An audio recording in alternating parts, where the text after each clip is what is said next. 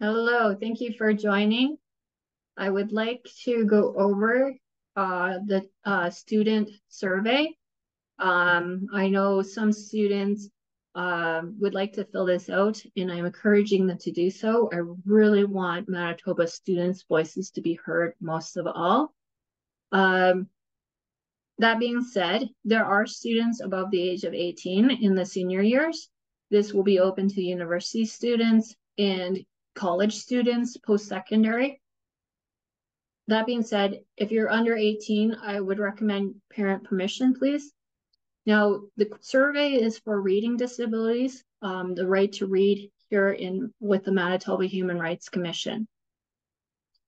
So many students who I know, though, don't have a diagnosis. So if you struggle with reading and spelling, please fill out this survey, okay? And I would like to go over this because there's a lot of reading involved. I will not in this video go over the survey itself, but I will give you strategies so that you could do it yourself. I do not know what questions are going to be asked yet. So if there are any questions about the survey, if you're not understanding what you are reading, you could feel free to contact me below this website of righttoreadmanitoba.ca. There is a message that you could send to me, and I will gladly answer. If you need to use voice to text to write your email, I'm fine with that. Okay, so I'm going to read this through, and I will try with my best abilities to describe things so you fully understand what is expected here. So reading disabilities student survey, again, please do not, if you don't have a diagnosis, please still fill this out. And it's important to me for people to understand that disabilities is not a word to be ashamed of. I have multiple disabilities. I know lots of people with disabilities, and majority of people who have disabilities are intelligent human beings, and they are also sane. Okay, so don't let the stigma of the term disability sway you. I feel that every superpower has its kryptonite. People who struggle with learning to read and spell do have a difficulty with that ability. And even when they've learned how to read and spell, they still continue to have difficulty reading to learn and then also writing down their ideas from reading, their comprehension piece. Okay, so please know that and let's carry on. Okay, survey overview. The Human Rights Commission is conducting a survey as part of its special initiative on human rights issues affecting students with reading disabilities in Manitoba's education system. This is, it's been a long time coming. I'm super excited about this. So those who struggle with learning to read, especially those with a reading disability, they are protected under the Human Rights Commission's for discrimination, and it's under mental disabilities. So again, very clear, disabilities, mental disabilities, you could be highly intelligent and sane. So don't let that wording deter you or feel shame about having it. There's nothing to be ashamed of. For more information on the Commission's initiative, please share this. Please know that on www.righttoreadmanitoba.ca, I will have updates as well. Right now, I looked at this and I was kind of looping back to this survey. So just know that it's there. Maybe they'll have updates later on. This survey is for students. So there's, again, I think this one's the most important one. Who have experienced, so in the past, or are currently experiencing reading difficulties in Manitoba schools. Okay, so if you're having a hard time learning to read, or you've been taught how to read, but you're still having a hard time reading to learn or to understand, please fill this out. Even if you are capable of reading and understanding, but still it takes you a long time to do so, please fill this survey out. Okay, so separate surveys are available for parents, guardians, and families. This is awesome. I feel that this one, I'm definitely going to be filling this one out, is important. We want the voices of those who have reading disabilities or their family members to be heard most of all. I'm glad that educators and administrators are also included. I'm a Manitoba educator. I do believe in teachers, and I know that teachers, when they know better, they want to do better. They also need to have their supports so they're able to do so. I do want to say this one's very important to me, but the most important one is having the students' voices. I really cannot wait to hear that students' voices have been heard. This survey will take you approximately 30 minutes to complete. Now, that kind of daunted me, still daunts me. Please have the determination to do so. And it's organized in the following sections. So right now I will explain these very clearly. Well, simply and short. General information about you. You will be asked questions about yourself. You could do so anonymously. So nobody needs to know it's coming from you, unless if you choose to disclose Section 9, which I'll talk to you in a bit. Universal design in learning. So basically, how were you taught in the classroom? How to read, I'm assuming, what you wish you had. I don't know the questions yet, but it's basically about was everybody in the classroom taught how to read, including yourself. Number 3, early screening. Were you screened and told that you had difficulty with reading in preschool, kindergarten, grade 1, grade 2? Were you ever told that? Okay, so screening is not a diagnosis. It's an indicator, though, that you have a brain that's is not efficient with reading and spelling. Okay, so for myself, I struggled to learn how to read, spell, and do math growing up. I'm an extremely intelligent person. I'm really good at using my right side of my brain. I have big picture thinking, huge problem solving skills. I'm great intuitive. I could go on. And then my brain doesn't go back and forth in a section called the corpus callosum. It travels around. And I really use my muscle memory very well for reading. That means speaking, talking. That's how I learn best, and by moving. My brain is not efficient for seeing the small details in print, basically reading. Also hearing the small details in print. So reading and spelling was hard for me because of this. Okay. Number 4, reading interventions. Did you get specific help to learn how to read in the school system? So was this done in school, or did you have to go private? I'm assuming. Again, I haven't read the questions, but did you get remediations, interventions specific for your needs to learn how to read? Number 5, accommodations. I want to be very clear on this. Accommodations are important, but if you're just given things like read less and answer less questions, that's a form of accommodation. The issue with that, though, is you then are asked to do less, therefore you learn less and you develop less skills. So interventions, please really comment on getting or not getting that. Often too much, kids are only given accommodations. Again, one example is read less, do less questions, maybe the overuse of relying on technology.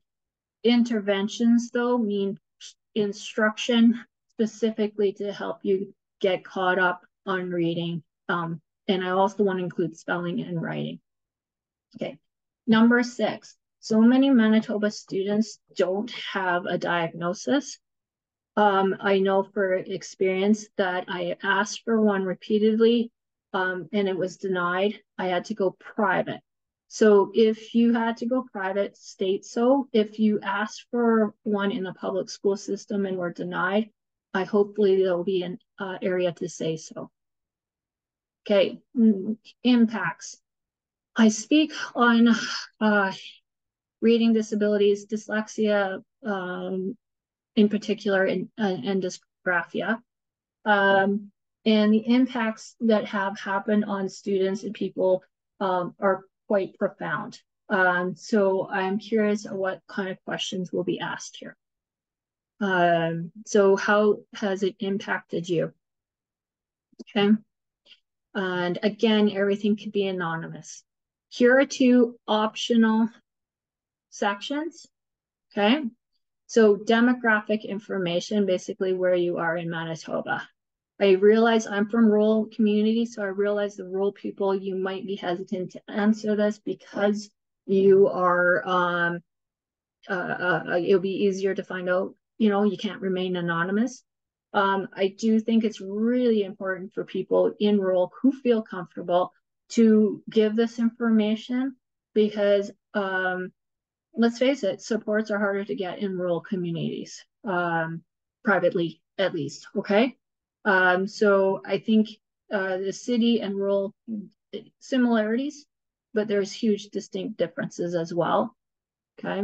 I know I had to travel 2 hours to get my kids help, right? And then 2 hours home, long. So that is one factor where they're different. Okay, contact information is completely optional, okay? Only do so if you feel comfortable. So they ask you to answer these questions to the best of your ability. If you don't know the answer to the question, select I don't know or skip the question. I see what they're saying here, but if there's a word that you don't comprehend, or you're having difficulty reading something, please send me a message and I'll gladly clarify the terminology or the word use for you. You could also put the word into your internet search engine and put the word meaning behind it. A dictionary will pop up. There's a speaker that could help you read it. And also you could highlight and have AI read it to you, the definition to you. Okay. If you're not comfortable with completing the survey, but wish to offer this on feedback on this topic, you could provide us with a written submission. Okay. So with this here, I'm reading this, I'm going, this is awesome. And also, a lot of people have difficulty learning how to read, also have difficulty learning how to spell. And then if you're dysgraphic as well, you'll have a difficulty with putting your thoughts on paper. So what I suggest you do is I want to try to keep this as simple as possible for you. I will scroll down in a moment to give you an email address. Go on your phone and hit the microphone. And then very clearly at the start, just saying I'm using voice to text, right? I'm saying that because voice to text, even though it's an accommodation, it might be difficult for a person to read the email. Please do not worry about that. Please don't worry about spelling either if you choose to type it. Okay. So it says to go here. I did, but then I had to find the email address. And I haven't seen there's instructions there as well. So I'll try to post that on our website, or if you could try to find it. I didn't have an easy time finding it, but that was me looking quickly. Okay, so I'm going to scroll down now, and here is the email address. If you don't feel comfortable doing a written submission, I guess you could phone the number. And just explain to a person writing your ideas down is hard for you. And hopefully they could provide somebody who could write it down for you. I'm not too sure if they could do that. Also, if you're under 18, contacting and writing, I'm a teacher, I'm a parent, maybe get permission from your parents to do so, please. Okay, going back up here. Now, here is a section called Notice of Collection of Information. So you need to understand the things that are happening here, and most importantly, that your personal information is going to remain private. Okay, so purpose. The purpose of collecting information in this survey is to understand and report the experiences of students with reading disabilities in Manitoba schools as part of assessing whether they have meaningful access to education as required by the Human Rights Code. So presently, and I would also say in the past. So they're going to collect things from you, your experiences with reading disabilities. I would translate this to struggling to learn to read in Manitoba schools. Okay. And access to education, I believe the priority is with public schools. I don't know if private will be included here. Okay. Legal authority for collection. This information is being collected under the authority of the Human Rights Code in order to assist the Commission in furthering the principle of equality in accordance with its duties set in Section 4 of the Code. The collection of this information is consistent with subsection 36(1) in the Freedom of Information and Protection of Privacy Act. Whoa. So this is a lot of things that you could go to read some more. Basically, the Human Rights Code, from what I'm understanding here, is that people with disabilities are protected under the code. And if there's any discrimination that's happening, the Human Rights Code will protect that. Okay. This section 4 of the code, I'm not too sure. In subsection 36(1), the Freedom of Information and Protection of Privacy Act, basically you'll be protected if you want to remain anonymous, you will. If you disclose your contact information, I think they have to get your consent before doing so, even if you've given it. Your personal information.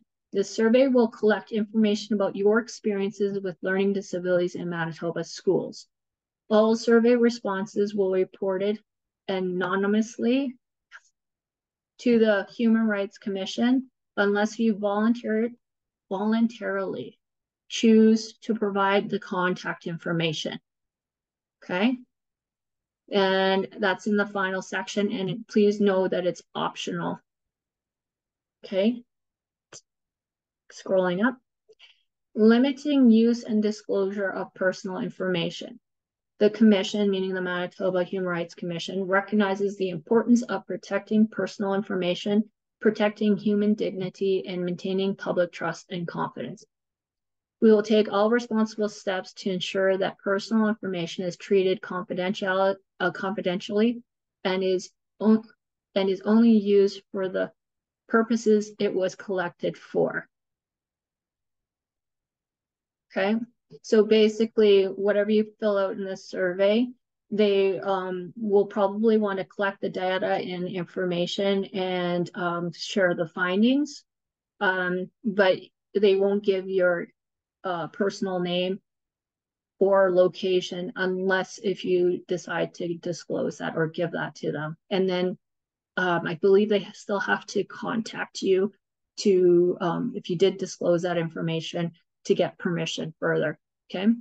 We will take all responsible steps to prevent unauthorized access, use, or disclosure of your personal information as directed by the Freedom of Information and Protection of Privacy Act. I want to let you know that with the Right to Read Manitoba, I've been in contact with several people, parents mostly, not students. I've never given anyone's information out. I don't ever disclose a person's name. So if you reach out to me, I will simply say a student, if that at all. I might just say a person contacted me and asked a question about this. So if you do get a hold of me, contact me for clarification on a word terminology, or you're not understanding a question. I might post a video on that, and I'll just say a person contacted me. We'll leave it at that. Okay. Analysis and reporting on the data. Is it data or data? I've always glitched on that word. I find I get it clear in my head and then I get it mixed up again. That's completely a dyslexic thing, by the way. Okay, so I'll figure it out. The commission, again, the Manitoba Human Rights Commission, will report publicly on this project to share its findings and recommendations. Data and information obtained through the survey will be de-identified. So basically, no information about your identity will be shared. And that probably will include your location, your specific location. Meaning like, are you from a rural, like a town, a hamlet, a village, or the city, or cities? And or reported in aggregate form or aggregate form. Now this word here means, will it read it to me? Okay, I have it in my dictionary, it's not reading it to me. So I hope I'm saying it correctly. Aggregate, or maybe aggregate, because the AG could say A. That means a whole is an entire formed by combining several elements. So what it will be is the information will be collected and put in a very, what's it called? Concrete sequential way. So like in a list form. So maybe the student survey, here's what the information we gathered. It won't give any student's identity. And then another section will probably be from the parents or guardian section. And then maybe the educator admin section. They'll be grouped all together or collected all together. That's what I'm assuming here. No personal information will be disclosed. Oh, here we go. Without prior informed consent. Okay, so they will contact you even if you do disclose your private, your contact information and location. Okay, so you have questions specifically here. Again, if you just want a clarification on one question, I will try my best to do so. However, maybe it's best to phone this number and ask for access and privacy coordinator. Okay, now I'm going to leave you soon, but I don't want to go through these questions with you because I want to my kids to have privacy here. But this question right here, I want you to realize something that you could do. You could highlight, right click, and then please look for this diamond, what's it called? A triangle to show like play. It will be a read aloud. I'm going to select it. It will be an AI, a robot reading it to you. I find this to be very annoying, but at least I could have it read to me, and I like that it highlights. You won't be able to hear it right now, but it highlights as it says what the survey is, and you could always pause it up above, okay, and then fill it out. I do find the voice to irritate my ears, so I'm going to stop there. So this first question, I will read it though. We require your express consent to collect the information in the survey for purposes described above. So what I just read to you. And this is why I made the video. There's two options. It says right here, and if you don't agree, and you'll not be able to take part of the survey. But I made this video because of this. I do not understand. And so I wanted you to realize, understand the purpose of the survey as described above. Okay, so hopefully I've done so that if you're wanting to agree, you could select this one. I agreed to use my survey information for purposes described above. Please remember, this will also include you being anonymous. okay? So they're just wanting to take your answers to put into the information and collect it, okay? But you can still remain anonymous. Again, highlight, right click. It might not be at the top. It could be further down this triangle for play. Okay, so I hope this helps. And thank you for the time with this. And again, student voices need to be heard.